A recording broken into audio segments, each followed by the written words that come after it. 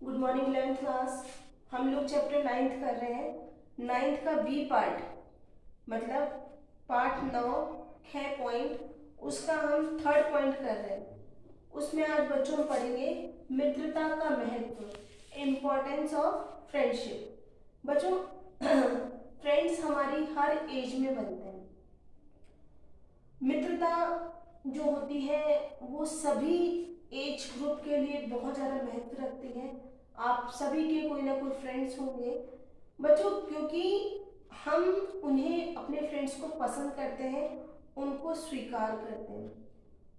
हमारी जो भावना है बच्चों, अगर हम लोग भावनात्मक इमोशनल एंगल से देखें तो हमारे को उनके साथ सेफ्टी फील होती है। आप अपने फ्रेंड्स के साथ आपको सुरक्षा महसूस होती है, जो कि आपके व्यस्त जीवन को बनाने के लिए जब आप बड़े हो जाओगे तब उस जीवन को अच्छा बनाने के लिए कि आप सोशल और इमोशनल मतलब सामाजिक और भावात्मक रूप से विकसित हो सकते हो।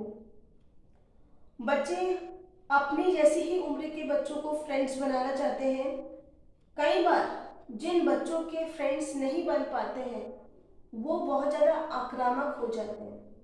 आप कभी सोचना, आपने कभी ऐसे बच्चों को जरूर देखा होगा जिसका कोई फ्रेंड नहीं होता, वो किसी से बातचीत नहीं कर पाता, तो ऐसे बच्चे एग्रेसिव हो जाते हैं, उनको फटाफट गुस्सा आ जाता है, छोटी छोटी बात पे लड़ने लगते हैं।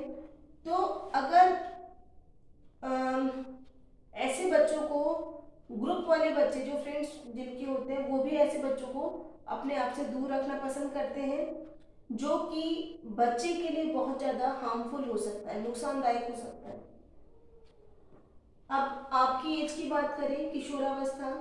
किशोरावस्था के दौरान किशोर पर अपनी ही उम्र के जो दोस्त होते हैं वो चाहते हैं कि एक तरह का दबाव बनाते हैं अपने दोस्त पर, उसको उसी के द्वारा जो तरीके वो लोग अपनाते हैं कि आप इन सब तरीकों को मानो तो आप हमारे फ्रेंड सर्किल में आ सकते हो। बच्चों कई ऐसे ऐसे दबाव बनाए जाते हैं जो माता पिता के लिए वो चीज़ ठीक नहीं होती, लेकिन अगर आप चाहते हो कि आपकी फ्रेंड सर्किल में आपको भी फ्रेंड माना जाए, आपको भी अपनाया जाए, तो उसके लिए आपके ऊपर दबाव बनाया जाता है। ये जो दबाव होता है वो हमारे मदर फादर मतलब आपके माता पिता जो आपको सिखाते हैं वो उससे जस्ट विपरीत हो सकता है, उससे अलग हो सकता है। माता पिता के अनुसार वो चीज़ ठीक नहीं होती, जिसके कारण माता पिता के साथ आपका बहुत अधिक विरोध उत्पन्न हो जाता है। बच्चे एक छोटा सा एग्जाम्पल है कि मोबाइल का, अगर आपके सभी फ्रेंड्स के साथ मोबाइल है, उनके पास है, या वो गाड़ी की बात कर लीजिए किसी भी तरह की, तो आप लोगों में ये कंपटीशन आ जाता है कि नहीं पापा मेरे फ्रेंड्स के पास है तो मुझे भी दिलाइए। करना कुछ नहीं है, उससे कोई मतलब नहीं है आपके इस समय पढ़ाई से, लेकिन हमारे को कि हाँ मैं भी मेरे ग्रुप में बता सकूं कि नहीं मेरे पास अच्छी कंपनी का मोबाइल है या मेरे मोबाइल के ये फीचर्स हैं जो किसी में नहीं है वो मेरे पास है। तो ये सब चीज़ें दिखाने के लिए अक्सर हमारे माता पिता के साथ हमारा विरोध या झगड़ा या तनाव, स्ट्रेस हो जाता है। कई बार उनको बच्चों को समझाना बहुत मुश्किल हो जाता है। इसी प्रकार से साथी या हम उम्र के दबाव के साथ मतलब जो सेम एज ग्रुप आपके जो बच्चे हैं उनके दबाव का अनुभव करना, अगर आपको फील हो रहा है कि नहीं यार मुझे भी इन्हीं के जैसे करना है या इन्हीं के जैसा हेयर स्टाइल करना है या इन्हीं के जैसे चलना है, अब ड्रेसिंग सेंस भी मेरा इनका जैसा है, तो ये एक चीज़ हद तक सही है कि आपका जो विकास है वो सही हो रहा है, क्योंकि सही विकास अनुभव उससे होता है कि हाँ आप में फीलिंग्स आ रही है, वो सब चीज़ें ठीक है।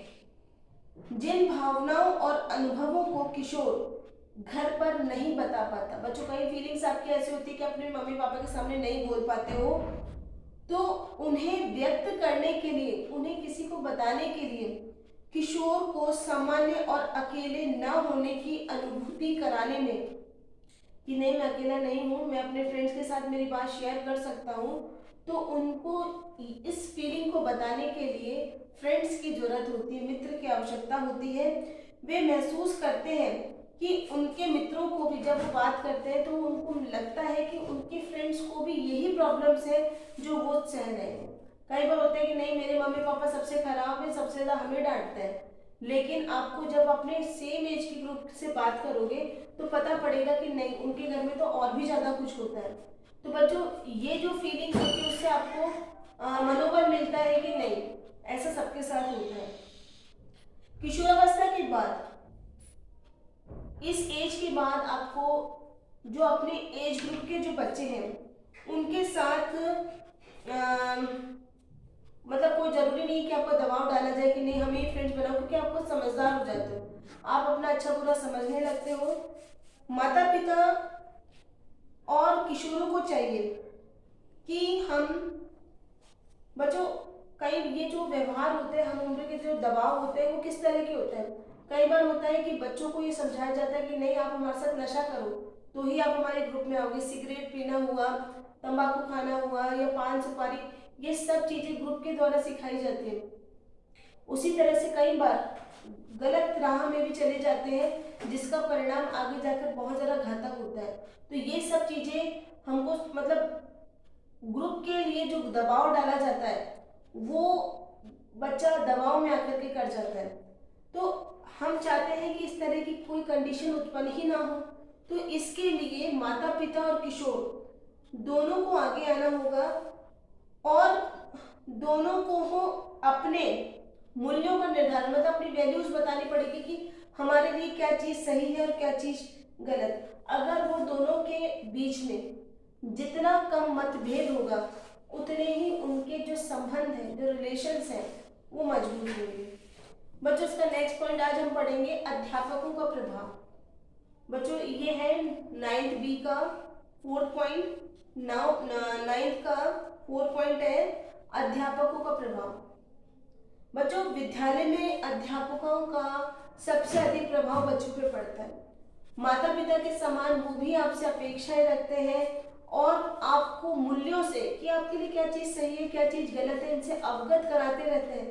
क्लास में सोचो आपको जब आप 10th में थे तो आपको किस तरह से आपको डांटा जाता था, जिस तरह से आपके माता पिता आपको हैंडल करते थे उसी तरह से टीचर्स भी करते थे कि नहीं पढ़ना जरूरी है, नंबर लाना जरूरी है। तो ये आपके विकास के लिए बहुत जरूरी है। आपको एक शक्तिशाली मार्गदर्शक जो होते हैं रोल मॉडल जिसे हम कहते हैं वो हमारे टीचर्स होते हैं। बच्चे कई टीचर्स को बहुत ज़्यादा पसंद करते हैं, उन्हीं की तरह कई बार व्यवहार करने लगते हैं और उनके द्वारा पढ़ाए हुए जो सब्जेक्ट्स होते हैं उनमें उनको बहुत अच्छा लगता है। अध्यापक जो होते हैं बच्चों वो अपने स्टूडेंट से इच्छा रखते हैं, अपेक्षाएं रखते हैं कि वो उनका सम्मान करें, उनमें बच्चों में आत्मसम्मान की भावना होनी चाहिए, सेल्फ कॉन्फिडेंस होना चाहिए और साथ में इस चीज़ का ध्यान रखना चाहिए कि वो कितनी उपलब्धि प्राप्त कर सकते हैं। तो उसके लिए टीचर्स रेगुलर कुछ ना कुछ बच्चों को मोटिवेट करते रहते हैं। कई बार क्या होता है बच्चों टीचर्स जो होते हैं वो देखते हैं कि ये बच्चा इंटेलिजेंट है, वो देख लेते हैं कि जो बच्चे इंटेलिजेंट है तो उसको देख करके वे मुस्कुराते हैं और उनकी बार बार क्लास में उनकी तारीफ करते हैं, प्रशंसा करते हैं और अगर उनके कोई काम उनको अच्छा लगता है तो बहुत ज़्यादा तारीफ करते हैं, हर चीज़ की तारीफ करते हैं। उन्हीं से आंसर निकालने के लिए बार बार क्लास में उन्हीं बच्चों को जोर डाला जाता है और उनको प्रोत्साहित करते हैं कि आप अधिक मेहनत करो, आप बहुत कुछ कर सकते हो। इस प्रकार से संदेश देते हैं कि आप ही सफल होंगे। और जबकि इसका अगर हम लोग नेगेटिव पॉइंट देखें, नकारात्मक पहलू यह है कि आप बच्चों को किसी भी तरह से डिवाइड नहीं कर सकते। जरूरी नहीं है कि कोई बच्चा अगर अभी अच्छा प्रदर्शन नहीं कर रहा है तो वो आगे जाकर के सफल नहीं हो सकता।